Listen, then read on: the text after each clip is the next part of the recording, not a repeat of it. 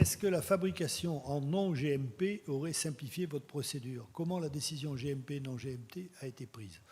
C'est assez évident, mais bon. En fait, on a que... Chez Gordon Pharma, on ne fait que des produits GMP, des composants GMP.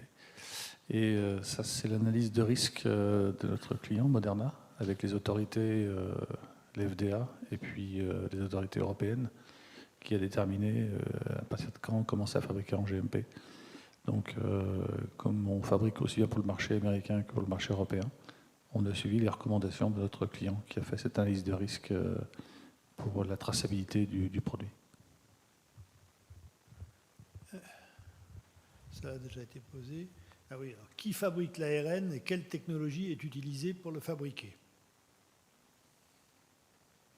Vous voulez répondre, madame?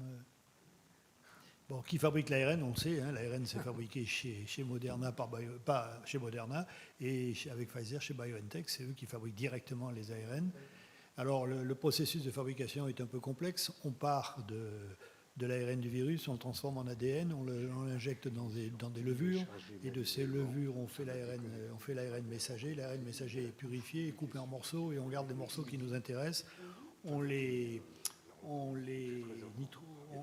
leur met à chaque bout un morceau de molécules chimiques pour les stabiliser.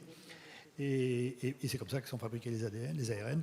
Comme on l'a dit plusieurs fois dans la journée, extrêmement instable, hein, durée de vie très très courte, à température ambiante, même très très très courte.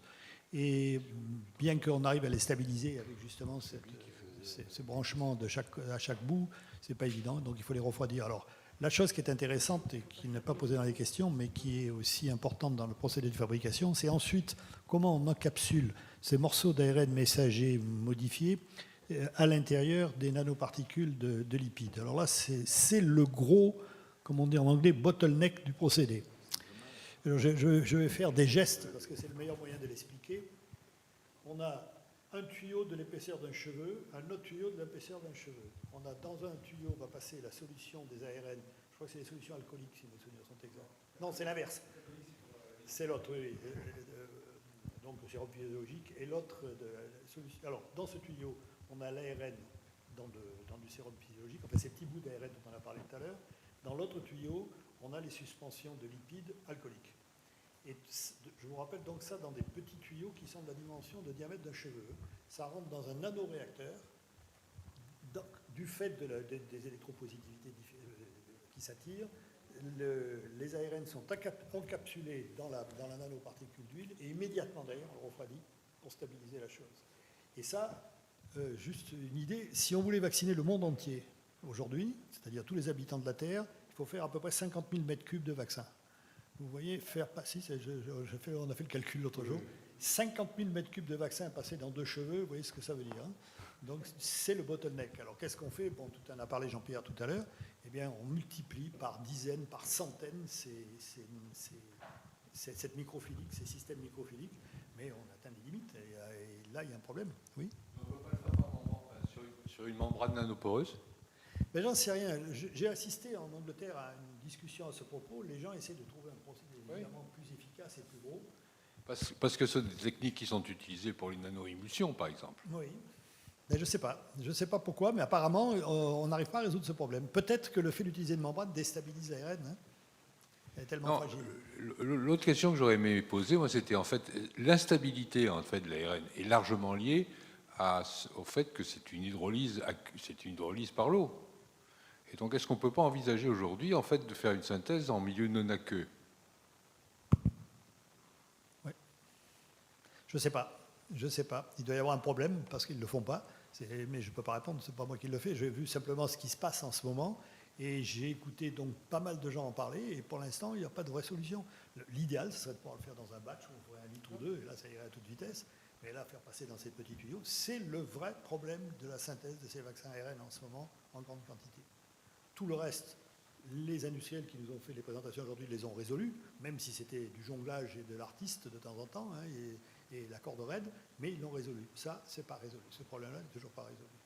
Je pense que dans le futur, on le résoudra, parce que ça ne peut pas durer. C'est même quasiment illogique de travailler comme ça.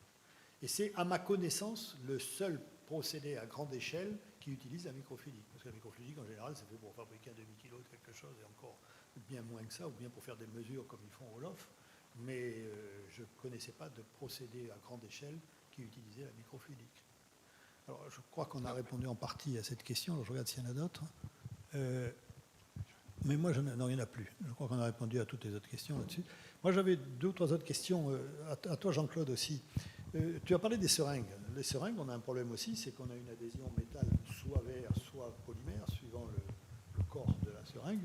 Là aussi, ce n'est pas de la tarte, hein, parce que assurer une étanchéité, tous les vieux chimistes que nous sommes avons fait du soufflage de verre et avons essayé de faire passer un métal à travers un morceau de verre. Ben, c'est pas évident, hein. Il fallait travailler avec des liants, avec des choses spéciales. C'est un acier un peu spécial, Oui. sur lequel il y a eu des ruptures d'ailleurs. Et en réalité, c'est pas facile parce qu'à un moment donné, si on prend ici en fer, si c'est une seringue en verre de 1 millilitre, 5 millilitres, je crois que je tape, il faut faire une jonction. C'est bon, on touche pas. Il faut faire une jonction métal-verre qui se fait Pardon? Il est éteint, c'est Il pas est fermé, alors transmis. prends l'autre.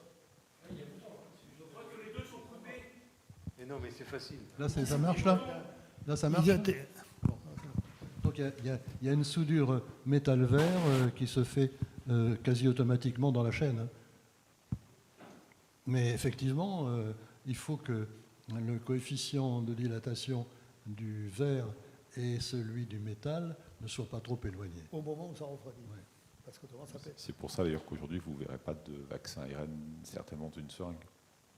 Pour l'instant, on voit Oui, parce que c'est la plus, seringue. plus facile de fabriquer un flacon que les seringues. Hein. Non, puis surtout, vous voyez beaucoup de seringues pour des vaccins qui sont à température 5 degrés, parce que voilà, ça reste des températures sur lesquelles les coefficients de dilatation sont compatibles. sont compatibles. Mais à pour, moins 70 degrés, aujourd'hui, je pense que vous ne verrez pas une seringue encore tout de suite. mais Parce que vous avez pour des les contraintes, autres, c'est des seringues en polypropylène ou en polyéthylène.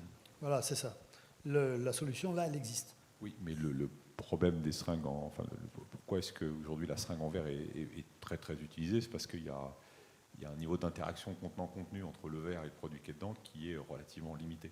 Par contre, dès que vous prenez polypropylène, ça reste quand même des matériaux plastiques sur lesquels avoir des très hauts niveaux de pureté, c'est compliqué, malgré les efforts de la chimie et tout ce qui a pu être fait. Et donc vous voyez globalement aucun produit pharmaceutique où c'est extrêmement rare, plutôt rare d'avoir des seringues en plastique avec un produit dedans et une durée de conservation d'1 ou 2 ans, parce qu'un composé plastique va avoir à un moment des effets de relargable qui sont Celle en polyéthylène. Oui, parce qu'il existe dans les hôpitaux, il existe des systèmes d'injection qui sont complètement en plastique, mais c'est à durer très vite. Oui, c'est ça, mais exactement. Le temps de séjour du produit dans la seringue, il va être de quelques heures ou quelques jours. Là, dans ces cas-là, vous n'avez pas ces problématiques. Avec le polyéthylène, on prélève dans le flacon la dose et on l'injecte tout de suite. Oui. Ça dure à peine. Non, mais ce n'était pas ça la question, c'était de stocker dans les seringues directement, en dose individuelle, comme on fait pour le vaccin de la grippe, par exemple. On verra à ce moment-là. Oui, alors un autre juste commentaire sur les pénuries. Tu as parlé des pénuries, mais il y a la pénurie des cartons en ce moment, qui est terrible. Il y a des boîtes comme Amazon, en ce moment, ils n'ont plus de cartons. Ils se battent partout pour avoir des cartons. Et ça, je suppose que vous devez avoir le même problème, vous, parce que c'est un peu à celui qui va arracher le beefsteak de carton au voisin. Hein. C'est un manque de pâte à papier. Oui, absolument. Mais c'est vraiment très, très chaud en ce moment. La pâte à papier a vu son prix multiplié par 2. Et puis la pénurie de polypropylène, elle vient principalement de l'explosion de l'usine américaine qui faisait 40% de la production mondiale, qui a pété. Et donc d'un coup, on s'est retrouvé avec 40% de propylène en moins. Donc on a essayé de compenser, mais je crois qu'on a compensé qu'à 20%. On n'a pas les plateformes pétrolières qui sont au bord du golfe du Mexique. Ça, c'était encore un autre point, c'était le froid. Ça. Le froid en février. Bon, je crois que... Attendez, je regarde si on a encore des questions, et puis ensuite on va passer à la prochaine session. Je vérifie. Qu'est-ce que c'est cet ordinateur encore? Parlez-moi des Mac et pas de ces machins.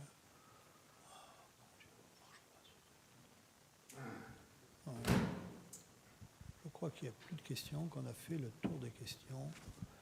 Non, il n'y a plus de questions. Oui, il y avait la question sur les fameux GMP que vous n'avez pas répondu, mais bon, elle est évidente, la réponse.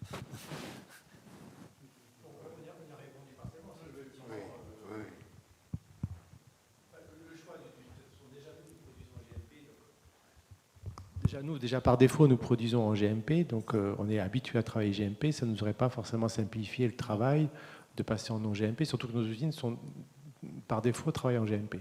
Et puis de toute façon, nous n'avions pas le choix, donc ça n'aurait pas été un avantage. D'accord. Eh bien, je vous remercie pour cette session. On va passer à la session suivante. Bien.